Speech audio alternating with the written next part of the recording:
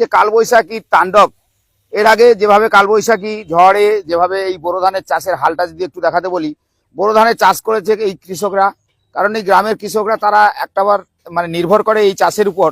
কিন্তু তাদের যে ধানের অবস্থা, অর্থাৎ এই পাকা ধানে যে মই, অর্থাৎ বুঝতে পারছেন পাকা ধানে কিভাবে শুয়ে পড়েছে কালবৈশাখীর তাণ্ডবে, তাতে করে যেভাবে মাঠের ধান শুয়ে পড়েছে এবং এই যে জল জমা হয়েছে দেখেছেন, এই যে জল বের করতে হচ্ছে চাষিদের, জল বের করতে হচ্ছে, এই জল বেরোচ্ছে।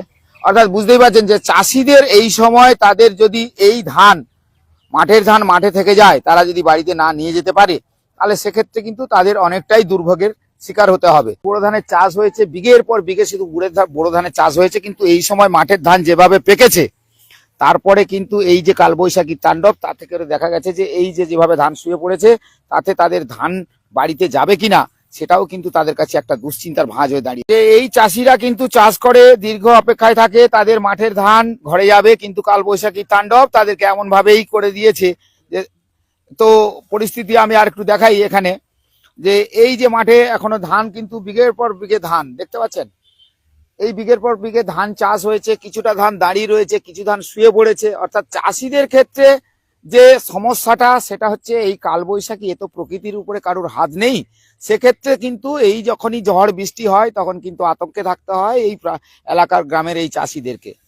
অর্থাৎ আপনারা বুঝতেই পারছেন যে এই সময় চাষটা কিন্তু, বিশেষ করে বোরো ধানের চাষটা বিভিন্ন সুন্দরবনের বিভিন্ন জায়গায় কিন্তু প্রচুর পরিমাণে চাষ করা হয়, কিন্তু কালবৈশাখীর ঝড় আর তার তাণ্ডব এই চাষিদেরকে রাখে আতঙ্কে।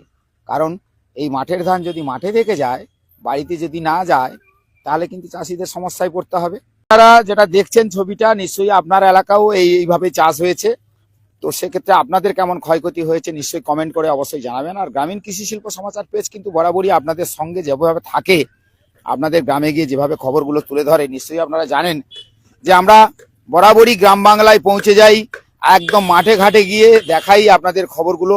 কারণ এই কারণে খবর দেখাই যে সেই এলাকার মানুষজন তারা যেভাবে থাকে, তাদের পরিস্থিতি কেমন থাকে, সেগুলোও কিন্তু আমরা তুলে ধরি।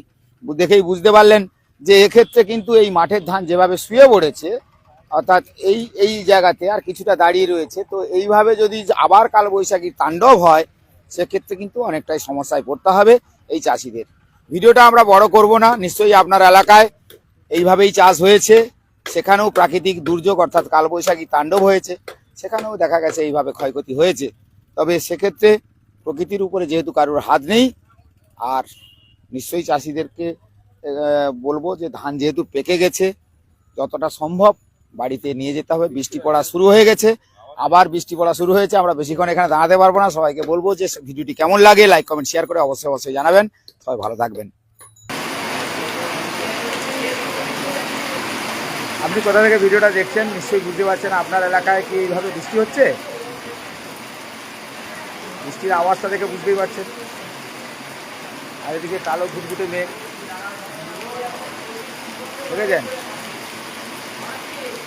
এই হচ্ছে পরিস্থিতি। তো সব মিলিয়ে ভিডিওটা আপনাদের কেমন লাগলো, বৃষ্টির ছবি নিশ্চয়ই বুঝতে পারলেন। আর আমি দেখালাম এই জায়গাটা পরিস্থিতি দেখালাম, দফায় দফায় বৃষ্টি হচ্ছে।